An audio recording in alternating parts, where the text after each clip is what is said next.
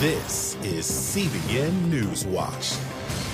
And thank you so much for joining us this Thursday, February 4th, 2021. I'm Ephraim Graham. Ahead today, major votes in Congress on two women Republicans. A member of the party's leadership, Liz Cheney, over her vote to impeach President Trump, and newly elected Marjorie Taylor Greene because of her past statements on radical ideas. The persecution of Christians around the world on the rise in 2020 despite the global pandemic. China's growing aggression with moves against Taiwan. We're going to look at the U.S.'s response and how this could be a test for President Biden. And could the United States be getting a new state, Washington, D.C.? We'll take a look at the controversy over the idea and why some Democrats support it. All those stories are ahead in today's edition of CBN NewsWatch. We begin in Washington, where Democrats plan a full House vote today on Marjorie Taylor Greene, the Republican congresswoman known for her past endorsements of conspiracy theories. House Republicans are standing by both Greene, who has apologized to the GOP, and Congresswoman Liz Cheney, the number 3 House Republican who voted to impeach President Donald Trump. Heather Sells has our report.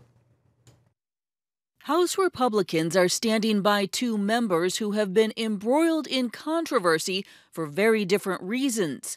Newly elected Marjorie Taylor Greene is known for her past support of violent views and the QAnon conspiracy theories. It's a crime punishable by death, is what treason is.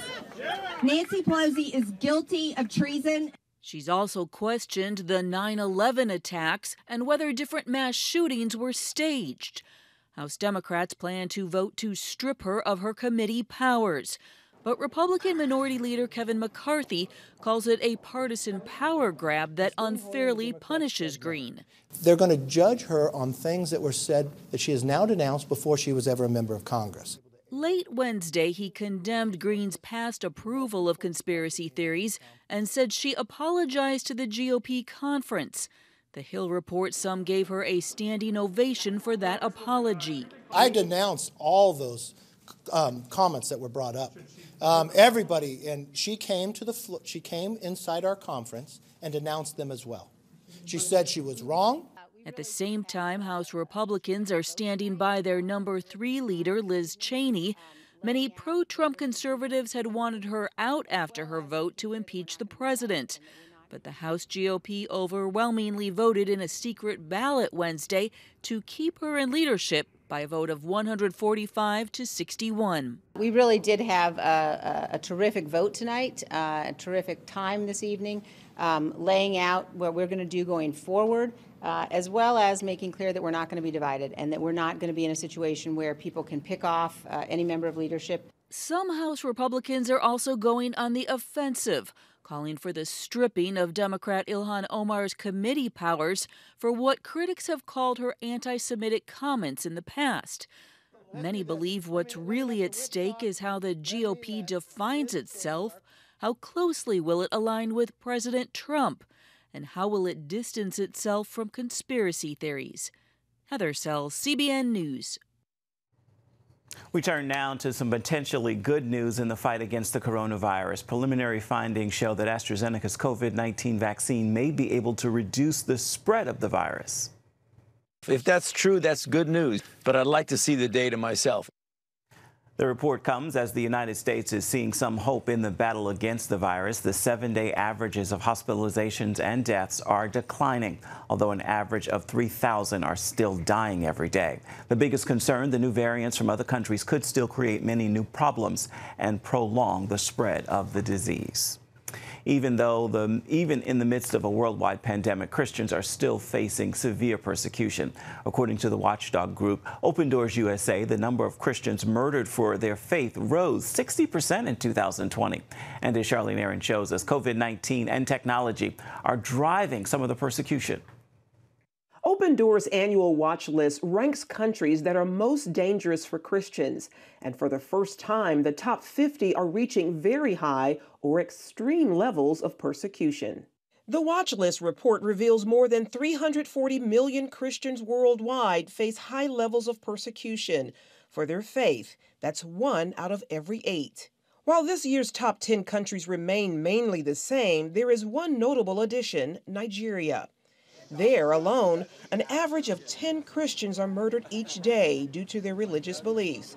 Open Doors also found the global pandemic plays a role in anti-religious bigotry.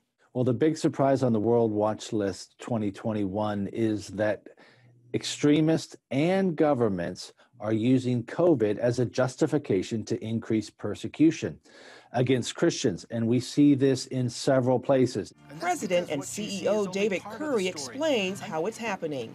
In India, where local governments are using pressure on Christians to withhold food and medical care. Over 115,000 incidents of this that we can document. It's also extremist, like northern Nigeria, Boko Haram, which is attacking Christian villages, knowing that there's nowhere for them to go, and they're taking food and medical supplies. We've documented this. For the first time in a decade, China re-enters the top 20, and new data information indicates the communist superpower is using Western tech, including Facebook, Zoom, and Apple, to threaten and censor Christians. There's 100 million Christians right now in China, and they are using their technology to surveil the church.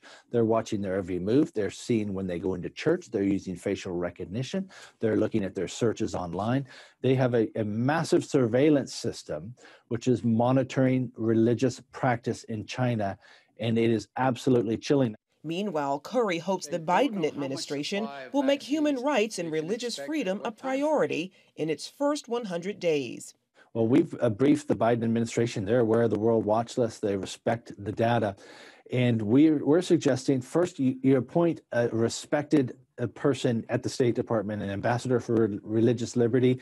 The Obama administration took almost 2 years to find somebody, and then it wasn't somebody who had direct access to the State Department. Curry adds the church and other organizations need a place at the table and use their voice to keep a focus on human rights and religious freedom. Charlene Aaron, CBN News. Coming up, the U.S. military in the Pacific sounding an alarm about the growing threat from China. We're going to tell you about the aggressive actions, the U.S. response, and why one analyst says Chinese are testing President Biden when we come back.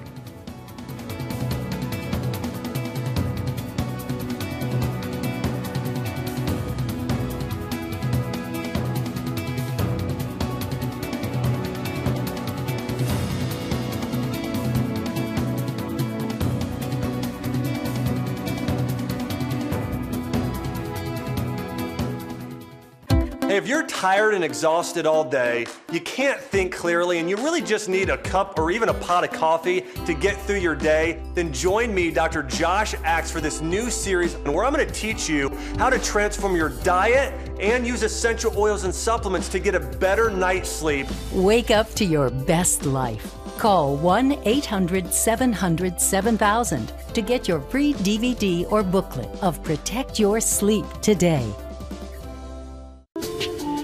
It's about the competition. I kind of put that pressure on myself, and I think people had expectations. It's about overcoming. We use this phrase all the time, keep chopping, keep practicing hard. It's about going the distance. You know, I think as a father, it's my job, to lead. Just be the best husband and father I can be. Watch Going the Distance with Sean Brown Saturday night at 7:30 on the CBN News Channel. Orphans Promise is committed to loving and serving at-risk children, to helping keep families together, and to creating opportunities for strong and sustainable communities around the world. We're working in over 60 countries around the world, and with your help, we can do even more. There's an old African proverb I love that says, if you want to run fast, run alone. But if you want to run far, run together. At Orphans Promise, we want to run far so we can touch the lives of as many orphaned and vulnerable children as possible. But we don't want to go alone. We're out to change the world, one child, one family, one community at a time. Will you join us?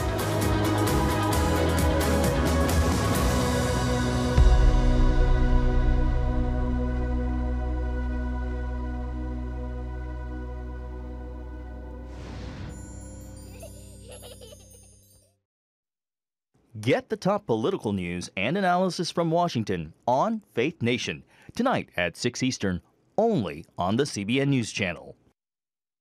Aggressive and destabilizing. That's how American observers describe recent military moves by Communist China. Late last month, the Chinese flew warplanes into the Taiwanese Defense Identification Zone and stepped up naval activities in the South China Sea. The U.S. responded by sending a carrier strike group to the region. On this week's episode of The Global Lane, one China analyst says that China is testing President Biden's resolve while advancing a long-term strategy. From an American perspective, I see this long game as an effort to recast the international order, to make it more accommodating for authoritarianism. And to do that first regionally and then globally, they need to push the American military back so they can more effectively bully their neighbors and control resources. And so we're seeing a test of strength in the South China Sea and a test of strength in the Taiwan Strait. And diplomacy and development, all that is essential. But a lot of this is going to come down to whether Chinese military planners believe that they can successfully accomplish their political objectives through military force. Now, President Biden responded by denouncing China's move, and then he sent the U.S. carrier fleet into the area. So what more should be done beyond that? I think there's a ton to do. You know, bipartisan experts have been saying for a while now that if China and the United States were going to come to blows, and we all want to avoid that, it most likely would come in the Taiwan Strait. In fact, there was a 2018 National Defense Strategy Commission commissioned by Congress that looked at this with bipartisan experts on it. And the number one concern they had in the entire globe was in the Taiwan Strait. And for too long, frankly, in the Obama administration, there was a reluctance to give Taiwan the arms they needed to defend themselves. The Trump administration, to their credit, reversed that policy and had made the decision to provide a lot of weapons. But those weapons in and of themselves take time to deliver and are not enough. There also has to be, as someone who served in the U.S. Army, you have to be able to operate those weapons as individuals and as units. And let's not kid ourselves. We can give Taiwan, all the weapons they would ever want, but in the end, with enough time, given the historic military modernization effort that the People's Liberation Army has undertaken, the most significant in the history of the People's Republic of China, sooner or later, Beijing will win that. So the point here is that Taiwan has to be able to hold on long enough for the U.S. military to come to their aid. And so the longer we can make Taiwan capable of holding off when under assault from the mainland, the sooner we can get there and help them. And so there really are multiple components there. We need to, in short, we need to make Taiwan like a porcupine that is an unappealing candidate for consumption by a predator. Well, apparently the Chinese Coast Guard has been authorized to fire on foreign vessels if necessary in the Taiwan Straits and also in the South China Sea. So your thought on that? A lot of times as Americans, we think, hey, we're either at war or peace with someone. There's nothing in between. That's not how China views it. They really view it as a rheostat or a dial. It gets dialed up or down, and they engage what we, gray zone warfare or hybrid warfare, as various experts call it. We see China using their Coast Guard and also seemingly civilian fishing vessels to undertake, state policy. And, this makes a larger point that I think Americans need to understand. There is no such thing, in my view, as a private Chinese company. There is no Chinese company that when they get the call from Beijing and the Chinese Communist Party is going to say no. So when you're talking about a Chinese fishing vessel in the South China Sea or a Chinese company trying to do business here in the United States, you need to understand that to some degree they are either explicitly or implicitly working for the Chinese Communist Party. This is not a xenophobic comment, right? We have no bone to pick with the Chinese people. The Chinese people deserve better than they're getting from the government. But let's be clear, in my view, the preeminent threat to the United States, our security, our prosperity, and our freedom from abroad right now is the Chinese Communist Party, because they combine wealth, their economy is 8 times larger than that of Russia, the most significant military modernization we've seen in decades from any country, and a hostile authoritarian ideology that they're honing at home and exporting abroad. And that threat continues. An advanced cyber group affiliated with Chinese intelligence is using a new, never-seen-before powerful hacking weapon in a series of attacks on embassies, government offices, and state-owned technology and science companies in Asia and Australia. So what can you tell us about it? How great of a threat does that pose to the USA? Yeah, a lot of times there's a tendency, including by people like me, to focus on ships and submarines and aircraft. But Americans need to understand that this threat from the Chinese Communist Party is a comprehensive one, including in the cyber domain. Our experts here in the United States have said the theft of intellectual property that China has undertaken against the United States is arguably the most significant transfer of intellectual property in human history. And a lot of this has been done licitly and illicitly and in the cyber domain. And so we're in constant conflict with the Chinese Communist Party. The only question is whether Americans realize it and whether we're willing to do something about it. And I think the Trump administration got something right and they got something wrong. What they got right was taking the China threat seriously. What they got wrong is too often they would try to take on this threat unilaterally rather than getting the good guys together first and then confronting Beijing together. Kind of like on the playground, right? When you've got a bully, you don't go take on the bully by yourself. You go build a coalition of all the good guys, and then you go to the bully. So we should be getting together more systematically with the G7, the 7 largest economies, democracies, the cyber domain, and other areas where we see the CCP engaged in this conflict that I'm talking about. And for more stories like this, be sure to check out the Global Lane. You can find it this evening at 8:30 Eastern on the CBN News Channel. Still ahead, could the United States be getting a new state? We're going to bring you a look at the discussion and the controversy over possibly turning Washington, D.C. into a state and why some Democrats support the idea. We've got the story for you. It's all coming up next.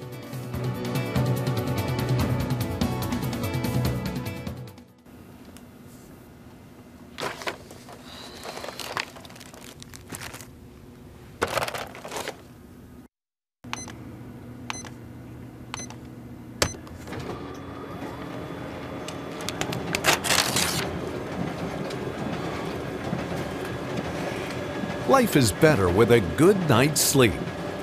Get your free DVD or booklet of Protect Your Sleep today. I'm Ephraim Graham, and this is Studio 5. Cruise with me as I discover the good things happening in the world of music, sports, television, and movies. The fact that Ryan Coogler was going to be directing the film, I knew that something special was going to happen. We'll chat with artists at the forefront of entertainment and explore the connection between popular culture and faith. I asked my pastor, I said, well, does that mean I'm supposed to be a preacher? He says, well, no, you already have a pulpit. Watch Studio 5, Wednesday night at 9:30. Remember for a moment what it was like to be a child. You believed every story you were told. You saw a world full of endless possibilities. What stories will the world's orphaned and at-risk children believe? We believe the Bible tells the only story truly worth believing. We believe that every child should have the opportunity to dream, the chance to take challenges and turn them into possibilities, the chance to stand on the promises of God, to recognize their place in the greatest story ever told. They have their whole lives ahead of them. Theirs is a world of endless possibilities. They are looking for a story to believe. We will tell them that story. Will you join us?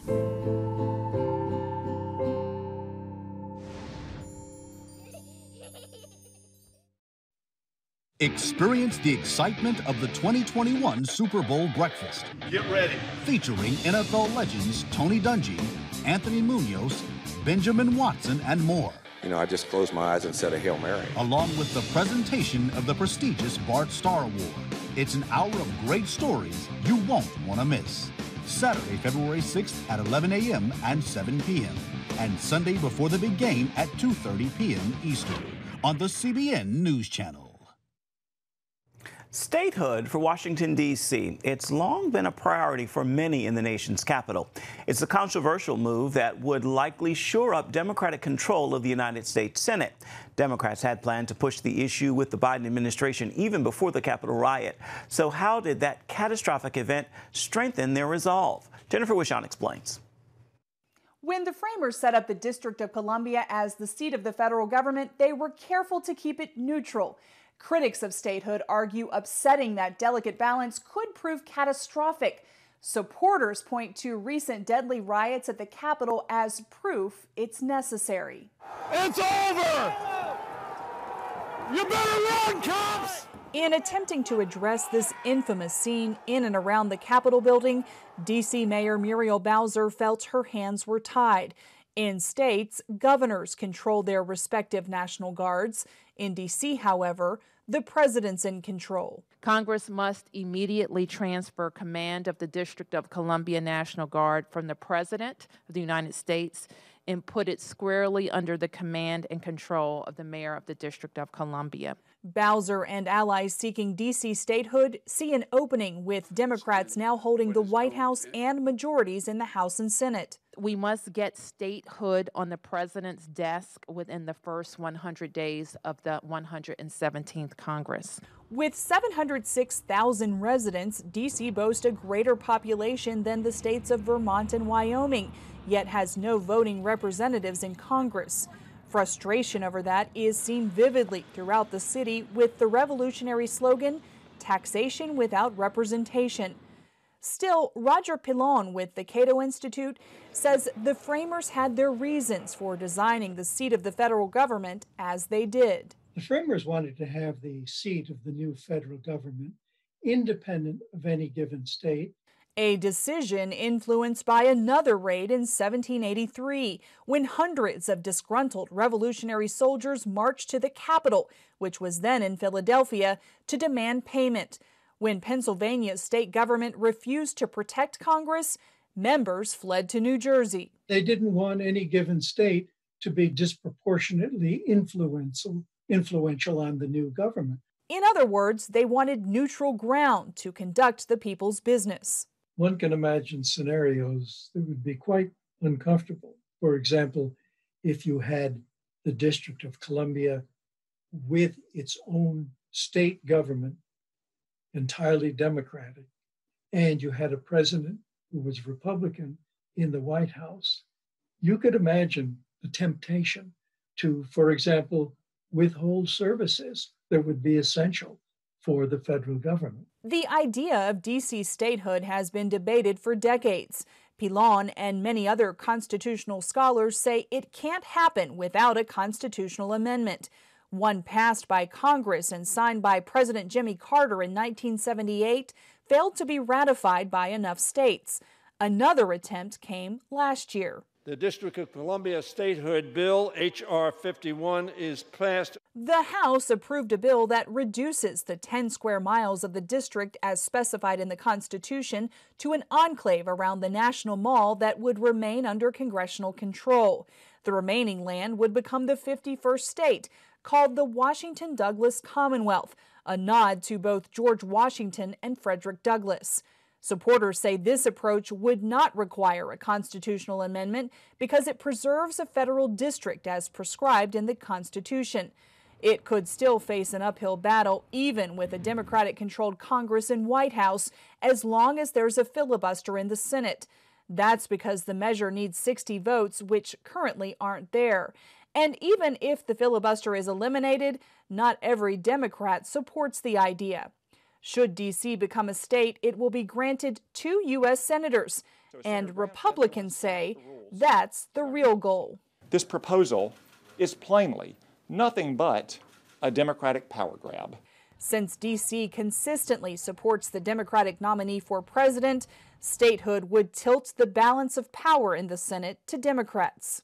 This is not about enfranchising people. This is about expanding the Senate map to accommodate the most radical agenda that I've ever seen since I've been up here, getting more radical by the day. However, if or when the measure ever passes, there's no doubt it will end up in court. Every Justice Department that has looked at this issue from the time when Robert Kennedy was an Attorney General in 1963 has said that Congress has no power to do what is contemplated in this bill.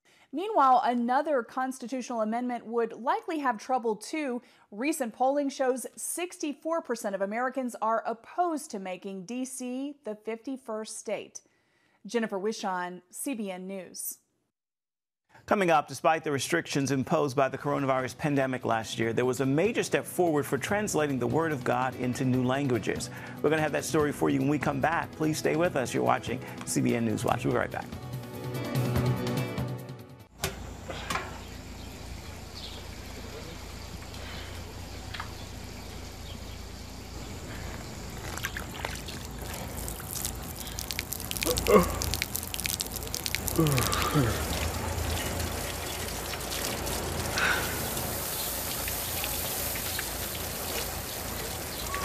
Life is better with a good night's sleep. Get your free DVD or booklet of Protect Your Sleep as the world watches from the outside. It's a big diplomatic tug of war here in the Middle East. Go inside the story with Jerusalem Dateline. Israeli archaeologists are talking about a discovery that could change the thinking about the Temple Mount. Join CBN Jerusalem Bureau Chief Chris Mitchell and get the biblical perspective on the events shaping the world. What starts in Israel then ends up going to other places. Watch Jerusalem Dateline Friday night at 9:30 on the CBN News Channel. Life. It's meant to be lived fully. Jesus said it. I came to give you life. Life to the fullest. Life in your family. Life in your finances. Life in your body, mind, and spirit. Life in your everyday.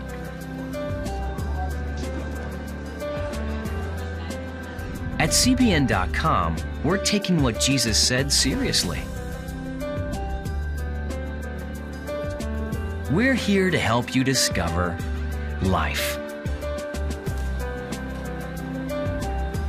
Life. Live it fully. CBN.com.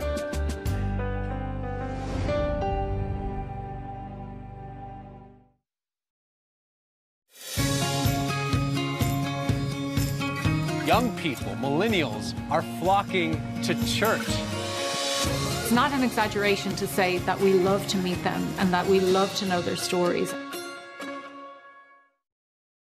Check out the CBN News Daily Rundown podcast each weekday with me, Caitlin Burke. Click on the show tab at cbnnews.com where you can listen and subscribe.